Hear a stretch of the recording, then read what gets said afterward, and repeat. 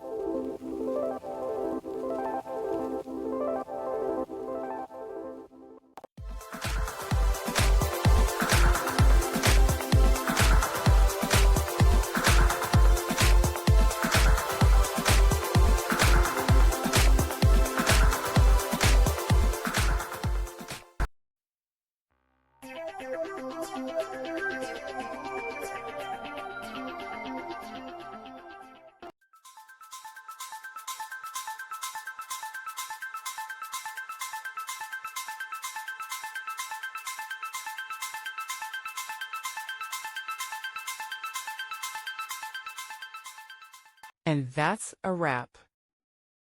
I hope you found the answer you were looking for. If you did, take a second to hit that subscribe button. It really helps out. And let me know in the comments which solution worked best for you. See you next time in the debug zone.